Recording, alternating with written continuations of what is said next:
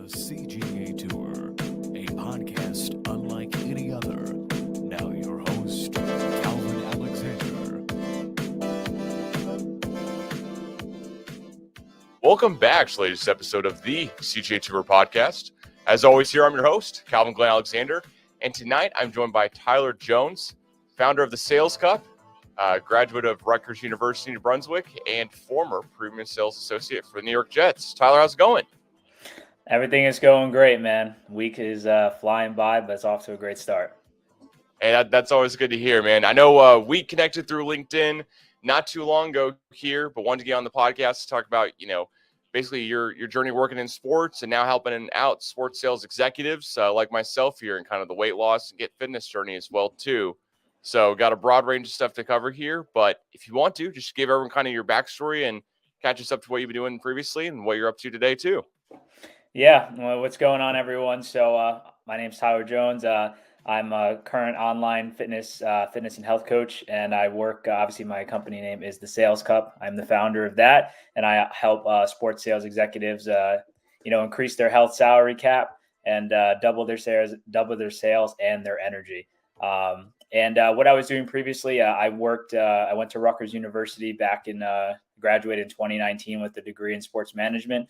And at the time I was a personal trainer at one of the gyms, head personal trainer at one of the gyms I worked at. And kind of was like every senior trying to figure out where do we go from here with graduation coming up. And the year before that, for the summer, I worked at Sky Blue FC. I did an internship with them as a part of my requirements for the sports management major and doing an internship. And that was super fun, just being there on game days and watching some good soccer go down. And as I transitioned towards the end of my time at Rutgers, I was with a client and he asked me what I wanted to do. And I said I was going to, work in sports. And he actually gave me the opportunity to connect with some people in the industry. And then I was able to have an interview and go through the process with the New York Jets and then do premium sales associate for them up until from June 2019 all the way to March 2020. And then we know what happened during that time with that shook up the world. So, and then after that, I transitioned back into the fitness and health industry as a fitness coach. And then I became a general manager at one of my gyms that I was working at. And then after that, took the leap of faith and started my own online fitness business, where now today I help sports sales executives, crush their goals in and out of the office. Well, hey, I think that's awesome, man. I want to go back a little bit here, touch base on what you said, when you were in college, right? You were approached by somebody, asked you what you wanted to do, but like when you're figuring out, you're in college, what made you want to work in sports here in the first place? Yeah, so I always, grew up playing sports. I'd been out to a few Steelers games, Jets games by that time, and some games at the Garden and stuff, watching the Knicks, and then obviously the Nets growing up. So I've been around sports my whole life, played them my whole life. As I actually, when I went to Rutgers, I was transferring from County College of Morris, which is a school, is a county college in New Jersey, by me, and I was trying to actually transition to the business school originally, but they closed up before I actually fully transferred to Rutgers. So I tried that for a year of like preparing to go back into that school or trying to get in. And then, ups and downs of college and adjusting. And then I decided to actually go with sports management after talking to one of my advisors because I had a love for sports already.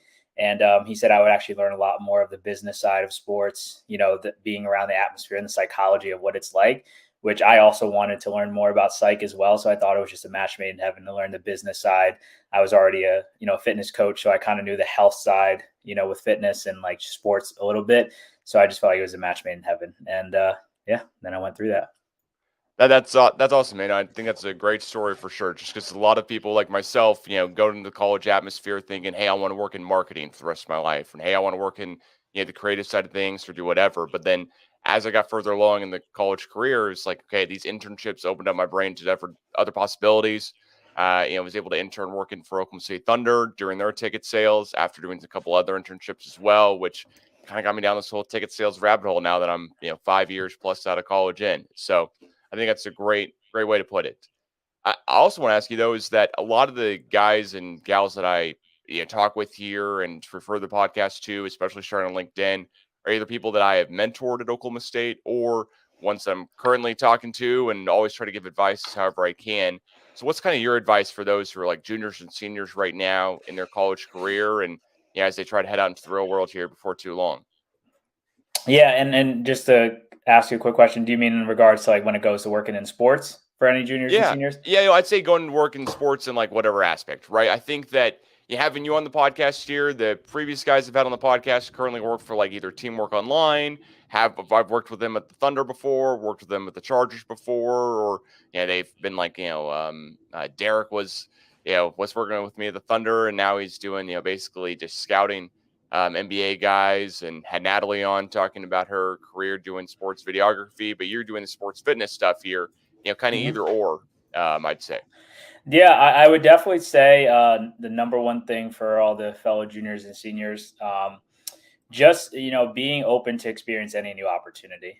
I think, like you said, like we all have this mindset of I'm only going to be doing marketing, or I'm only going to be doing sales, or I'm only going to be doing like this and that, and we kind of stick with those stories. That's the only opportunity we'll be willing to do, and it kind of limits our ceiling actually of where we can go in our career. And it's like you might have to go through this route to get to where you ultimately want to go, but some people are not even willing to be open minded to that opportunity and how it actually might.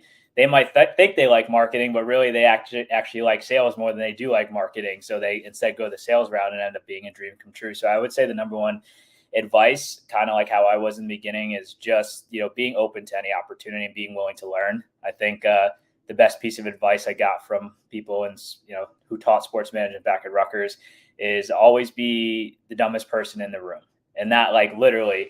But be in a room where you can always learn from people who are in the position you want to be, and just always be a sponge around them. So I would just say stay humble and definitely like grab at any opportunity you possibly can and get your foot in the door.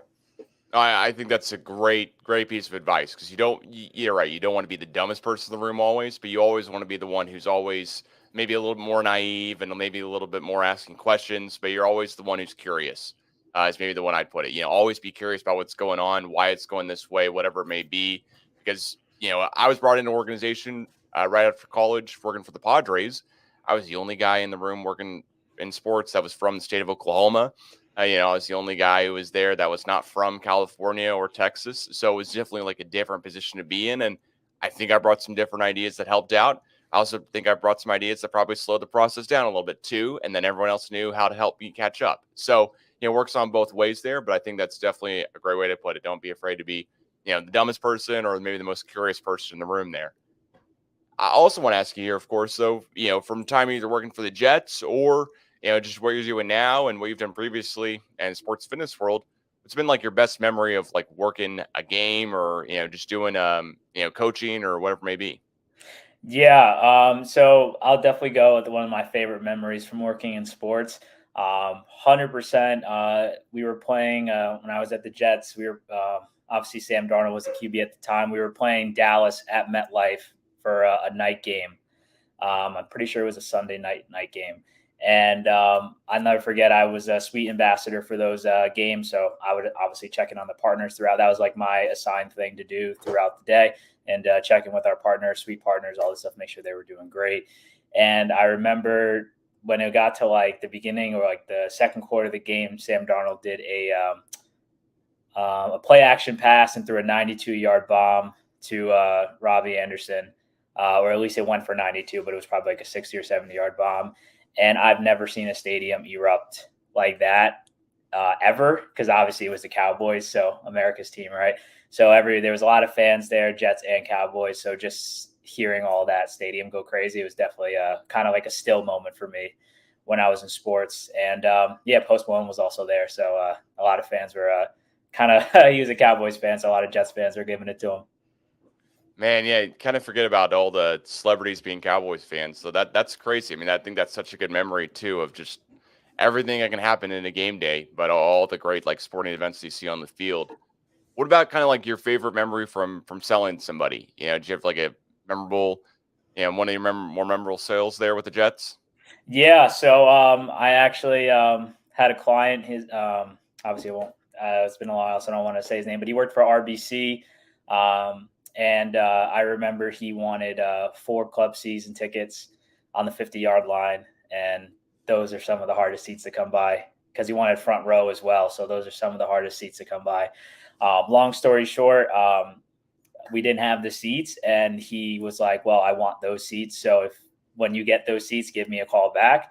And working head to head with my manager at the time, we were able to kind of come to an agreement that he would get like these seats for next season. But if he got the ones that were the closest, which are like a couple rows back, like 2 or 3, that we could move him for the following season. And that ticket sale ended up being total because MetLife at the time had PSLs. So obviously you had your own piece of real estate in the stadium. So that total deal was about $112,500, if I remember exactly. So, and that was, I think at the time, that was the biggest sales in inside sales history, at least at that time. So I don't know if that's been broken since 2019 or not. But that was definitely my most memorable sales. And, he was an awesome client, and like I said, he was a Jets fan himself. So he was super excited for what the team was doing. Yeah, no, that's too funny because with the Chargers, we also sold, PSLs or SSLs, stadium seat license or personal seat license, whatever the term may be. And yeah, that was one of the harder things to sell in the stadium on the concept of that for everyone, because no matter what, you had to buy it in the stadium, no matter where you had seats, but it just mattered how much it was going to be, basically.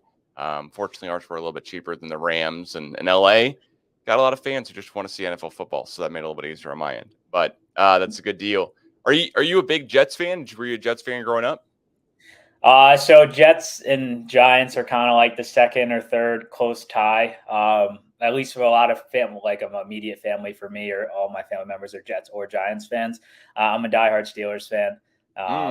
My immediate family, so like my mom, my dad, my brothers, and my sisters, we're all diehard Steelers fans. So my dad was the leading charge on that one from the 70s teams, their Super Bowl run. So it's been around my family ever since. And yeah, I'm a diehard Steelers fan. I can't wait to see what Kenny Pickett and Pickens do this year. Well, I got to ask you about your backup running back, if you know too much about him, Jaylen Warren. He went to Oklahoma State, where I went. Of course, you guys had James Washington. You have Mason Rudolph, which is I don't know what you think of Mason Rudolph currently, because that was such a weird deal with him still being a Steeler. I think he should have been traded at this point because of all the I would say off the field, but really on the field incident with Myles Garrett. But what's your opinion here on the Steelers? How do you think Jaylen Warren and the team's going to do this year? I think Jaylen Warren, it will be one of the keys to a playoff run for the Steelers. I think I was reading an article not too long ago, but like when he does get touches, he's like a top 10 or 12 running back in certain stats. So I think with him and Najee Harris, especially, if Najee ever gets hurt again, that he's a great running back to have. And I'm super excited to see them even possibly split carries because they're both good at different things. I think Jaylen, he's very explosive, so which we need. And I just think overall with that and having that smash mouth, like kind of running back pair, and then obviously with Coach Tomlin, never having a losing season, and then kind of that grit, I think, we'll be good. And I'm sad I thought James Washington was very good for us. And then I know he did his thing with the Cowboys for a short stint. And not sure where he's at now wise, but hopefully he lands on his feet. Yeah, I think I may have read recently he was with the Saints or somewhere, but I forget exactly. And still kind of curious because he was one of the guys where, I grew up as a Dallas Cowboys fan growing up in the state of Oklahoma. My dad's a huge Cowboys fan, but Dez Bryant, like the guy, Dez Bryant's the guy at the end of the day for us Oklahoma State fans, because he then went to be a Cowboy and was a great Cowboy as well for a while. But then, went to work out in LA for the Chargers, and that was my first NFL game I'd ever seen before I even can remember, because I was young at the time, going with my dad and grandpa to see the Chargers play in San Diego when we lived out there. But then, it's easy for me to also kind of go back into that and now be more of a huge Chargers fan. I do remember that Pittsburgh game 2 years ago when the Chargers played there in SoFi. And I do remember that was the more memorable games I've ever seen in my entire sports career, working for any team of that Steelers games, because one, Steelers fan base travels like no other. They packed out SoFi Stadium. It was crazy. Tickets for resale on that were just such an easy cash grab for so many Chargers fans and other fans as well, too, to make a little bit of money back on that PSL, SSL deal and sell their tickets for that first season. But then again, as a Chargers fan, I can say turned out well for us at the end there too. Was able to walk away with the win. But So you're a full-on Chargers fan? Sorry to interrupt. yeah. You're a Chargers Well, fan no, now, not a Cowboys? No. I think it's one of those things where, if the Cowboys are playing in the Super Bowl, like I'm rooting for them because my dad's rooting for them. Like at the end of the day, like my dad was super happy. But when my parents got divorced, I was one of the custody deals where my brother and I were always together. But then every Monday we had separate where I just had Monday nights with my dad. So Cowboys are Monday Night Football. It seems like every single week. And so that was a cool deal, bonding experience as well, too. Watching Monday Night Football with my dad, grabbing some pizza, whatever. So that drove that home. But then working out in LA, working for an NFL team for 2 seasons with the Chargers, and going to playoffs in the second year. Granted, that Jaguars game is one I'll probably try to forget here going forward. But yeah, no, the Chargers are definitely the team. Had to wear a Herbert jersey to the latest fantasy football draft I went to, the whole deal. So the Chargers are definitely the team now for sure. Gotcha. 2 of my best friends, longtime best friends, are both Chargers fans. So super excited for see what you guys got this going on this year. Oh, that's hard to come by though. I mean, Chargers we're not known as having a huge fan base, so that's good to hear. Where do those guys live at? One's in Jersey and the other one lives in Washington D.C. now, but he's originally from San Diego, California. So he's been a Chargers fan his whole life. That makes a little more sense. I was going to say, yeah, it's hard to find Chargers fans that are not like in San Diego or LA. So that's good to hear, though. I definitely need a little bit more of that for sure in this day and age here. I think we're on the up and up. We'll see. Hopefully, we can play you guys in the playoffs here coming up before too long. I know I also want to ask you here though, as well as like, one of the biggest things that I see you post about on LinkedIn, and really go back into is meeting that good like work-life balance. Right. Of, how do you prioritize your off season versus your in season stuff as a sports executive? Tell me more about how do you handle that and how do you manage that? And what kind of tips and tricks you have for everyone else trying to do that as well, too, on managing that work-life balance. Yeah. So I've actually, instead of focusing on work-life balance recently, it's been more so work-life harmony, because I've found that when I started kind of prioritizing balance, I would separate my personal life and my work life. And I always felt like I was in the middle of having to choose which life to live. And like, or 7's the cutoff where I live my personal life, right? Or like, the weekends is my business life, whatever it is. So I always felt like there was a pick and choose. And obviously certain, factors. I have a girlfriend, I have family, friends, they start to, not always be so happy when you're just in your business, but that's where you're just choosing constantly. And then on top of that, if you're always in your, just hanging out with your friends and you're not able to work on your business and, do what you need to do there and, take care of that side. So it feels like a pick and choose. So for me, I kind of look at work-life harmony where I prioritize both. And since prioritizing both equally with my health and obviously my business, the biggest tip for me is always, matter of fact, having just clear goals with the week. So like in this realm, when it comes to working out or like my personal life, what is a goal that I have for that? And like, what are my standards with that? So is it, I hang out with my family at least 1 or twice throughout the week? How many days do I get like 1 day to myself? Kind of what are the standards that I'm going to have for that week and goals? And then obviously the same thing for my business. So I kind of know these are my standards. Now, how do I work my schedule around those standards and like what I'm prioritizing? But I prioritize them with the same intensity and same love, because now it's kind of like, hey, someone's like, why do you work so much? I like working. I like business. What's wrong with that? And then 2, like, why do you hang out with this? Well, I like to have downtime too. So it's like, I never feel like in a place where I have to pick and choose. So definitely would set standards of like what's important to you when it comes to both your personal and, your work life. And then on top of that, just now scheduling also like the fun things you want to do. Cause I think the easy thing for us trying to make this answer as short as possible is that we try to always schedule our task and all of our meetings and like everything. And then we do like what we like to do or the things we enjoy last. Right. So it's kind of like, even if the week's is according to plan, if that thing's not scheduled or we're like, we'll deal with it later, you never get to do it. You never get to have fun, never get to kind of have that downtime you want to yourself. So then you're constantly stuck in this loop of just work, grind. And obviously you're low energy, you're not always happy or at least fulfilled because you're not doing the fun things. So another fun, cool thing that's been for me is I schedule my fun task first. So I actually will go before I schedule any meetings, anything, Friday or Saturday or Sunday, whatever I'm doing, communicate with my friends or my girlfriend or my family, like, hey, what do you guys want to do this week, if anything? And then I always schedule that first and then schedule everything around that. And that's been at least that's been beneficial for me because then I always have something to look forward to. It's on my schedule. And I just made time for myself. So it's going to make me go into my sales, into my clients, into my calls, my coaching calls with all of them, and then just all of them together with more joy, knowing that I'm going to, have my own time personally later in the week. So definitely schedule your tasks first. Well, prioritize your fun stuff first, put that in your schedule. And also just setting standards of what do you want to do for the week with both. So that way, hey, I'm going to prioritize both and let's see how it both fits into the schedule.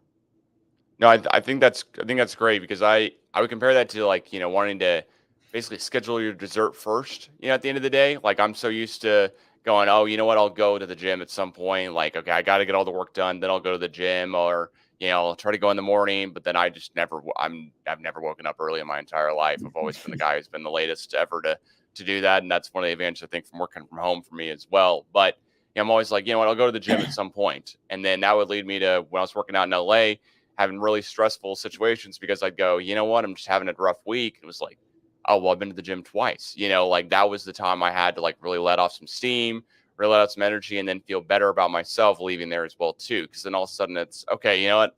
Might have had an okay day at work, but not every single day is going to be selling, $10,000 seat licenses, right? So you always want to be able to kind of release that energy, have a good stress release, however it may be. And so it's, for me, it's either playing basketball or, going to the gym. And so trying to make sure that's time blocked out, like you're saying, have a priority for that every single week to get that in makes a ton of sense there. I like that a lot for sure.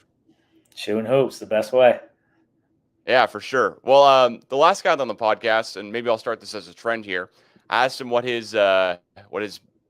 his game compares to, what NBA or college player he kind of resembles the most. What would you say about you? Who do you think whose kind of game do you resemble the most here? I'm gonna put you on the spot here real quick.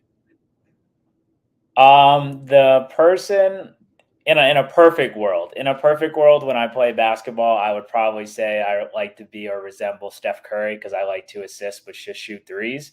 I'll occasionally drive to the hoop if given the opportunity, but I'm usually a pass and three guy pretty much all the time and just constantly moving. So I like that. That's a good way to be. That's a good way to be for sure. I wish I could say the same about myself here, but I'm not moving around that often. I'm just kind of standing down there in the paint, looking a little awkward, shooting some left-handed hooks. So I like that for sure. That's why we need to get a game and run the pick and roll. We'll be all right. Oh yeah, no, for sure. Yeah, anytime I can run the pick and roll with somebody who can shoot the ball, we're good because I'll rebound it at the end of the day. And try to pass it back out to them or something.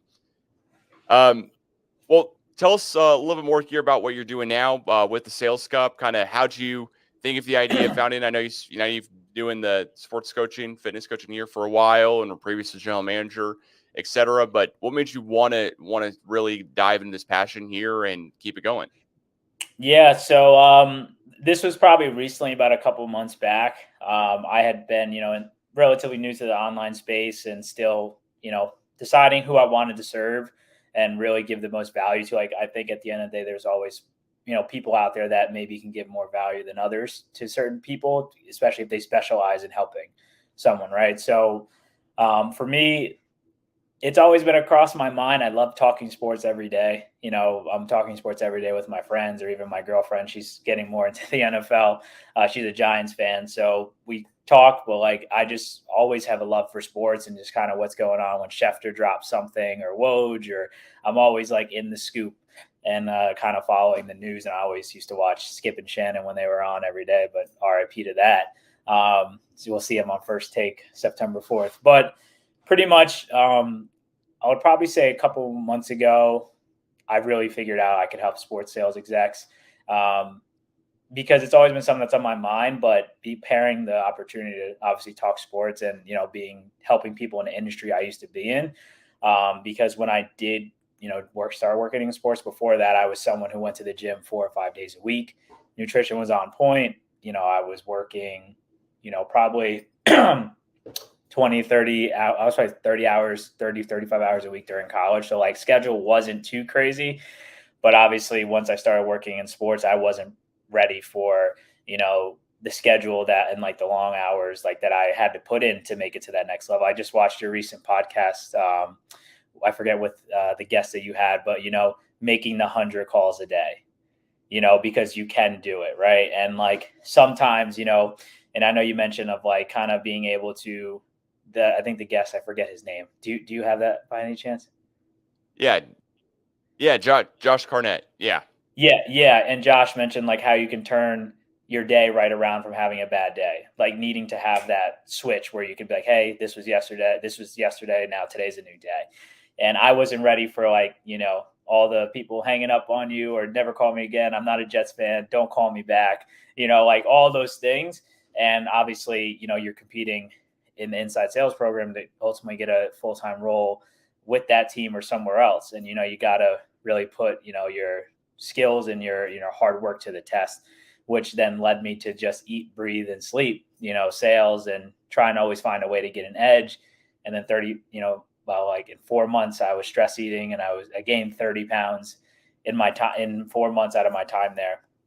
And, someone who was always in shape and not being in shape anymore, having low energy and like slugging 3 to 4 cups of coffee a day, it wasn't until, you have that moment in the parking lot, leaving making a lot of sales calls in a night at like 8 o'clock at night. And I'm just like, yo, I need more. I can't do this anymore. I can't be not the version I'm supposed to be. So that led me to obviously, getting back to healthy habits, even in season, trying to find a way that would work best with my schedule. Practicing healthy habits again, getting more sleep and, actually doubling my energy again, increasing my sales performance because I was better. So my sales actually became better. And just doing that healthy habits and building all that those routines that I ideally wanted around that schedule before obviously March 2020 hit.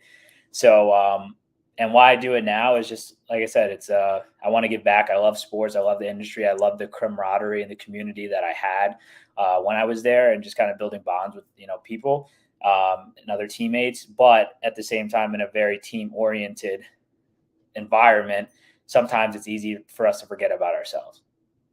It's easy. It's just like, just regular sports teams, right? Every guy is there, and the guy next to him can count on him, right? So it's like, we'll drop everything if you need us, right? Especially it's on the field and that same mentality. Because I always feel sports execs, all of them have played sports growing up. So it's easy to flip that switch on with the mentality of like, it's for the team. Let's go. It's like, we got to do this. So pretty much like, that's my whole purpose now, is to kind of show sports sales execs around their busy schedule like me, how they can actually maintain healthy habits, increase their health for the longevity, double their energy. And as a result of that, and also do the things they enjoy on the off season. And they're not feeling always drained of their energy. How that's actually, when they prioritize themselves just as much as their career, how much that's going to make them more money and make them more sales and achieve the success and climb the ladder like they want to. Because I've seen, and I think in that same podcast you mentioned, with trying to, rise the ranks. And, I always asked my clients now that I have that are in the sports industry, it's like, do you want to move up the ladder? Obviously everyone says yes, right? Do you want to be like a senior vice president or a vice president or a director, right? They all say yes, right? Because they love sports and that's the industry they want to be in. And with that, I'm like, do you understand you're going to get busier and busier? Yeah. Right. And they're like, yeah. And I'm like, so it's probably, you want to get this kind of nipped in the butt and figure out that strategy you can do for the long term, that you can do for a lifetime before that happens. Because if you learn it now and around the busiest times, it is something you can do for a lifetime. You might have to pivot here and there, but you got the foundation and the structure in place. And ultimately, right, when you take care of yourself naturally, you're going to want to take care of others and your teammates and stuff and go hard in the paint for them. So I always think it's like, that's my whole purpose, is just kind of helping those people like I was, driven to be a good teammate and, chase success. But at the same time, you need to take care of yourself if you actually want to get to that end point, because bosses want leaders. Bosses want people who are high energy, and they want to promote those people who are leaders. But you can't do that if you're not living the example in and out of the office. And they look for that stuff. So No, I love that for sure. Because to go back to one of the things you said just now, like you're making those 100 calls a day, starting out in sports, and then you're just kind of grinding it out. Like you don't really know the difference. I graduated from college, then not even a month later was hitting the phones, calling people every single day, seeing if they want to buy some season tickets, or a 10 game or 20 game plan, for the Padres, a brand new city, the whole type of deal. And all of a sudden the diet just goes from being pretty bad in college to horrendous, honestly, of just like, okay, it was like, all right, I'm not eating great, but I'm in college. I'll get this figured out whenever I graduate. And it's like, okay, I graduated, had no other game plan, and now I'm working longer and harder than I ever did in college. And I would say too, like I had a bunch of internships, just like you did, and others, and jobs in college, and you're also doing like classes full time. But it's a different type of grind than all of a sudden when you're like, okay, now I'm sitting at a desk for 8 to 9 hours a day, making some laps around the stadium for sales appointments, but then sitting back down, making 20 calls an hour and grinding out that deal where, okay, some days it's great, sold something, but that's not every day. I always remember looking at like the numbers on the sales board of like, okay, if I make 100 calls a day, it's 500 a week, all right, great. Then I'm killing it. But not always. Sometimes there's somebody who's making 600 in the same room, somebody who's making 650 in the same room because they're putting in a couple extra calls here and there. And there's also those who are making 400 or 350 calls, but they're converting sales at a much higher rate. And that's part of the reason why they're only making those many calls, is because every call you make, if it's 30 seconds, you're blowing through calls, but you're not selling anyone 30 seconds, right? So you find that equilibrium and trying to figure out that all in your head. And then also think about, okay, wait, I still want to go pick up basketball like I was in college. Hey, I still want to go, outside on, run around campus or doing whatever and get some exercise in. And for me, it was, okay, I went from being basically somewhat, doing some internships where I was running around Thunder Arena or OSU's basketball stadium on game days and playing some intramurals, to just waking up, going to work, getting some coffee, and then, going back home and going to bed, and then trying to redo the whole thing every single day. And on the weekends, just sleeping as long as I could. It felt like it was that different kind of adjustment that really took me out of it health wise. So totally agree with you there. And another point that you said too, is you move up that sports sales career path, like you're going to get busier and busier, but it's a different type of busy, I'd say too.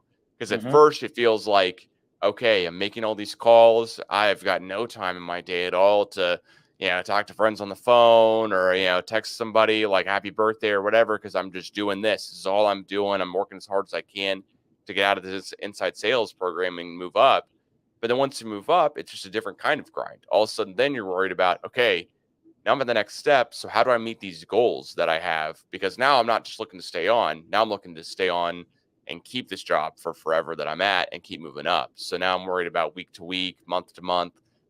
And then now where I'm at too, it's kind of year to year. Like we're thinking of managing, USFL for 2024, trying to put together the game plan of the sales roadmap and hiring on people and looking in the future as well of, okay, how do we do all this type of stuff where normally it was, okay, it's 8 to 6 Monday through Friday with some weekends here and there for, NFL games, NBA games, MLB games, whatever.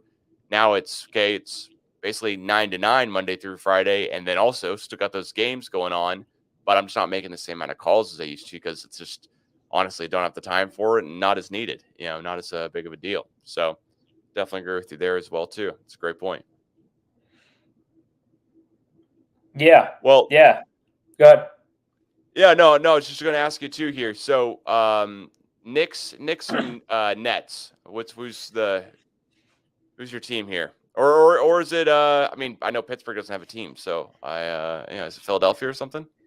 So bear with me. My team is the Golden State Warriors, but I was a fan before the hype. So gotta love allergy season. I'm coming in New Jersey, man. So I was a Warriors fan before the hype when they had, Jason Richardson, Monte Ellis, Andres Biedrins, all of them. And Baron Davis. They were just a fun team. I, at the time, loved watching. I just watched loving players in the NBA versus like actually having a team.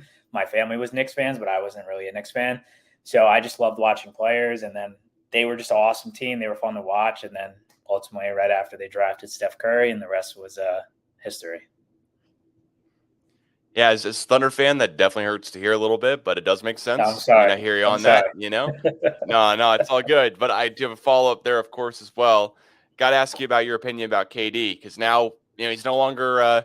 I can be salty all I want to be, but he left the Warriors with 2 rings. So I mean, you still and you want a ring after he's left too. So are you guys kind of still salty at KD? Completely cool with him? What's your guys' opinion of KD as a fan base? You'd say.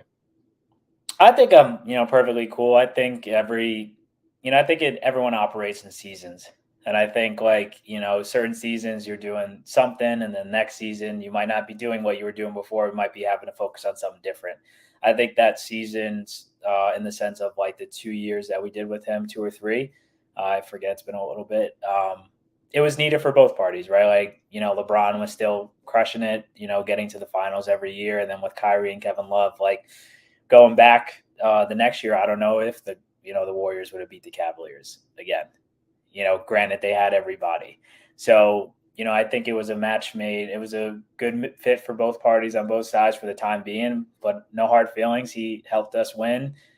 We wish him nothing but the best. And hopefully, he, gets one eventually with the Suns.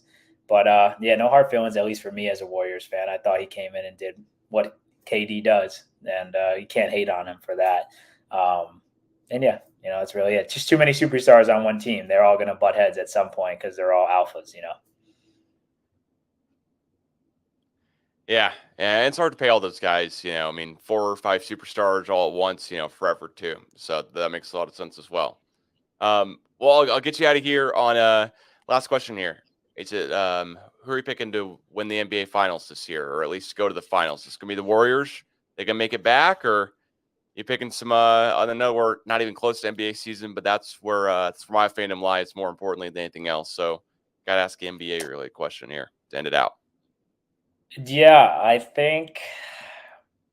honestly, I think it's going to be, if I had to pick a team to come out the West. Obviously, I'm not like the Warriors. If they do great, hopefully they do. But if I'm going to be realistic for a sec, I think the Lakers will probably come out, surprisingly, just with what they've done and changed. I think they made it to the conference finals last year. I think it might be them in the Warriors or the Nuggets in the conference finals again. But I think they'll ultimately get over that last hump. And I think coming out of the East, if Damian Lillard gets traded to the Heat, then I could say them. But until that happens, I'm not. I'd probably say the Bucks. I think it would be Giannis's year again. So I think maybe the Lakers and the Bucks in the finals. All right, I got you. Well, that sounds like it'll be a great finals no matter what. Would love to see Giannis, LeBron, AD, Brooke Lopez, and whoever else they got out there, and would love to see Austin Reeves. Do something. We'll see. I am a skeptic on Austin Reeves. I think he's great because he plays next to the second or first best player of all time, but we'll see. So yes, we will. He went to OU and I went to OSU, so got always hate on the rivalry's right there. Exactly. Yeah. He only went there for 1 year, but I'm still salty about it. So, I feel you. Well, Tyler, thanks so much for joining here on the latest episode of the CGA Tour. Please follow at the CGA Tour on Twitter or X, whatever we're calling it now, and Instagram and Threads. Tyler, where can everyone touch base with you, find more of your stuff here as well, too? Yeah, thanks again for the opportunity, my man. It was an awesome time. Thanks again. And people can find me either on LinkedIn, at my normal name, Tyler Jones, and then also on Instagram or Facebook as well as the same, pretty much Tyler Jones. So, all right, well, awesome. Well, hey, thanks so much again here for joining, and please follow again at the CGA Tour if you're not already, and we'll catch you again here soon. Peace.